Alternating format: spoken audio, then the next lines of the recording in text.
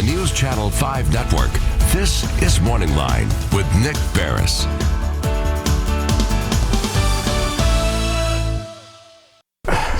Good morning, everyone. Thanks for joining us on Morning Line. Nick Barris here on a Thursday. Glad to have you with us, and I invite you to join in the conversation. This is a show I've been looking forward to for months after we did our first one last year, and it's with regard to a topic we've talked a lot about on this program, as well as followed what's happened in the legislature, the whole issue of medical marijuana, cannabis, hemp, CBD oil, all of that. And I know so many of you have strong opinions on this. I've been on my Facebook page. So many of you have commented about whether it should be legalized, which a lot of it is in Tennessee now, and the business is booming here in that regard.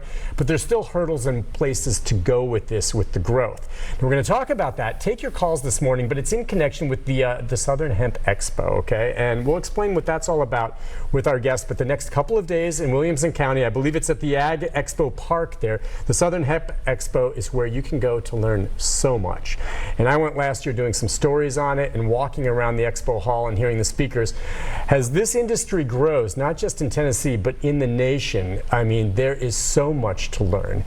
And I think if you're trying to find someone to talk about it, Morris Beagle may be one of the foremost experts. He, humble as he may be, may disagree with me on that, but good morning to you, sir. Morning, Nick. The brains and the force behind the Southern Hemp Expo, coming here for a second year. What exactly is your title, President, CEO of? WAFBA. Which is? We Are for Better Alternatives. Okay, and you're obviously involved with the Hemp Expo. Correct. The Hemp Expo is one of the brands underneath the WAFBA umbrella. Okay, and the first one, as it started, was in Colorado, was it not? Correct. Okay. The NOCO Hemp Expo started in 2014. We've done 6 of them now, and now we're doing our second one in Tennessee. Okay. Okay, Southern Hemp Expo, what is it? Let folks know, what is it and how it came about, why you think you need an expo for hemp? Well, it is a hemp expo. It's not a CBD expo. Okay. Everybody hears about CBD. That's how a lot of people are finding out about hemp. But it's a hemp expo that talks about all the benefits that this plant can do for us personally, as well as environmentally, for our planet, for farmers, for local communities. It's a very important crop for our farmers to be able to work back into the agriculture system. I think what you do with the expo could go to a lot of states, but you've chosen, and this is the second year here in Tennessee, to come here to this state. Is it in part just because what you see with the industry here? Well, there's a couple of things. Doing our big show in Colorado in the springtime, we were looking for a place to do a show, let's say late summer, early fall, on the other side of the Mississippi. So looking at various places from Florida to Kentucky to Tennessee to actually to New York. There is a huge interest in hemp here in Tennessee.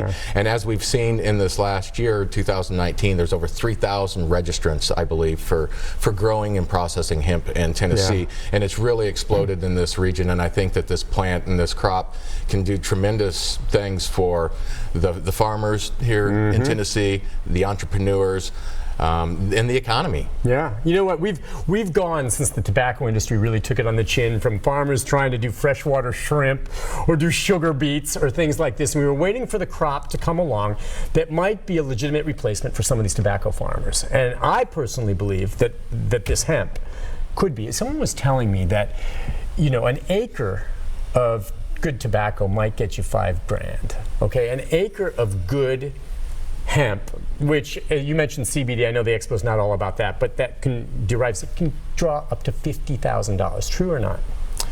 That was true. It's coming down because more people are doing it. It's coming down now that the supply is really starting to increase. There's a lot of people growing this crop. There's going to be a lot of biomass this year.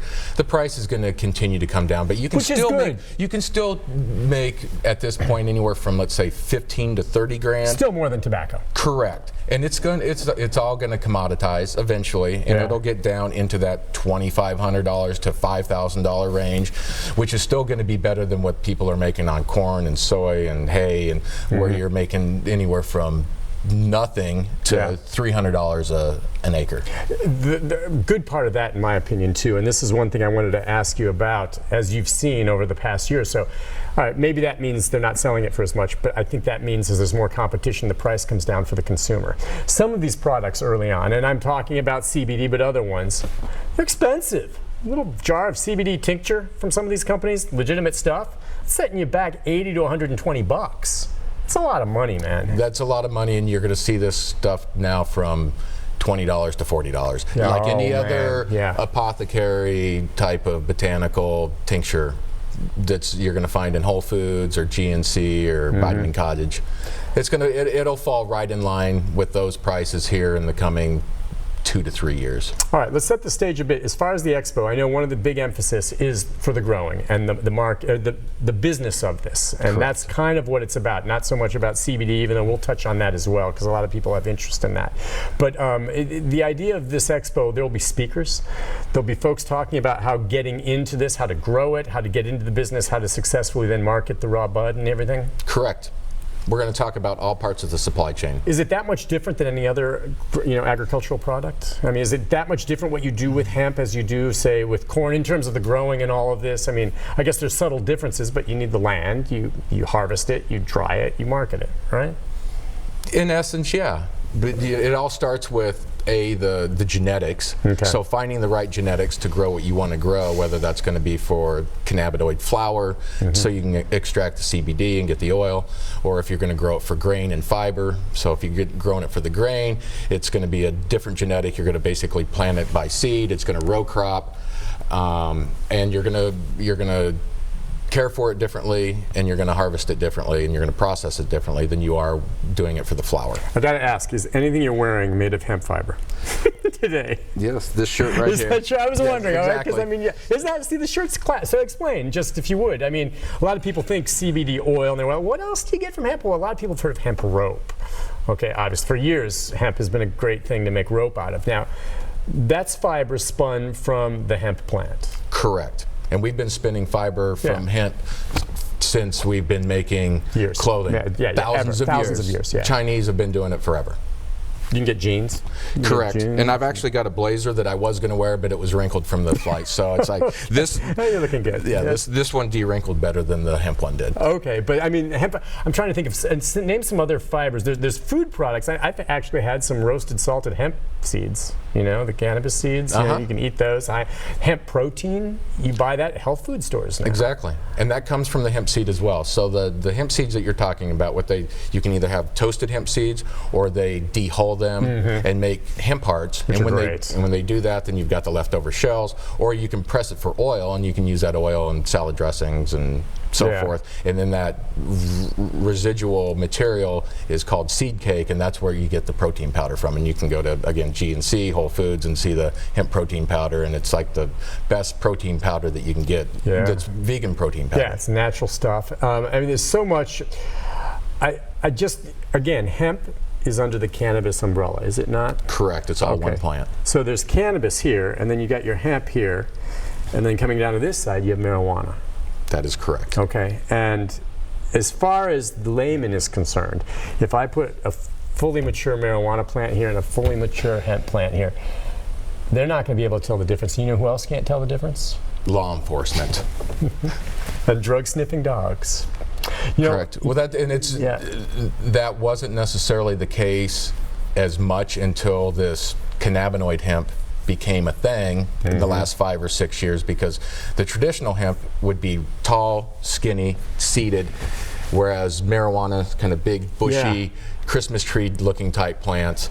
And the only difference legally between hemp and marijuana is the percentage of THC, the one compound that will get you intoxicated. And if it's over 0.3%, it's considered marijuana. If it's under 0.3%, it's considered hemp. Okay. And so then within that, then there's all these different varieties of cannabis, and all these different varieties could fall on one side or the other, all depending on that one particular compound with that arbitrary number. And we do know medical marijuana not legal here yet in Tennessee, even though I think we're going that way. But what he just said about hemp, it is legal. And you see all these things being sold, and you're like, well, how can that be? It's because the products you buy in the state of Tennessee legally have 0.3% or under. That is correct. Of THC. So you can use it, you can drink a whole bottle of it. I don't know if that's great for you, but you're not going to get stoned. It's not going to happen with the products in Tennessee. And that's the whole thing they're avoiding on that. Now, that may change with time. Let's take one call before we take a break, real quick, from Charles. Charles, good morning. Hi, Charles.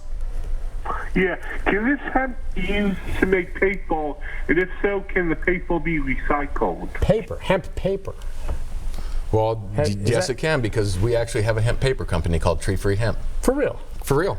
Okay, you think paper, which is great. I mean, you think about paper being made from, I guess, tree pulp. So what do they? Is it just they mash up the plant? Correct. Fiber? The very first paper was actually made with hemp back in China at 200 BC or 180, whenever it exactly happened. Yeah. After we moved on from parchment paper. So we've been making hemp paper since the beginning of paper, and it's all about pulping the plant matter, and you can do it with cotton, you can do it with canaf, you can do it with wheat straw, you can make paper out of most any natural fiber. It's just a matter of processing. What's happened over the course of the last 100 years, it's similar to the fossil fuel industry, is the timber industry has been subsidized, and all the processing and manufacturing has really been geared towards wood pulp. And that industry was super powerful back in the early 1900s through the 1930s, and basically laid claim to the paper market. Right. And hemp went by the wayside. Yeah, and a lot of other things. And now we've got clear cutting, and we have this renewable resource is not so renewable when you keep cutting down this old growth forest. Hemp, what a great alternative. Why not go that way? And it grows so quickly.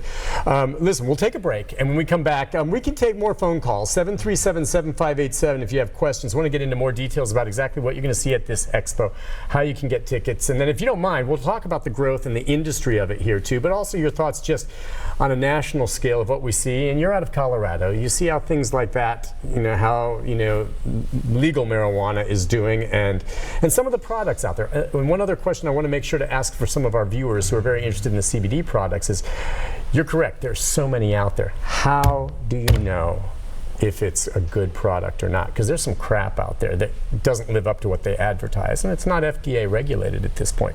So you got to give us some tips on how you can go about finding a quality CBD product. We'll be back with more and your calls right after this.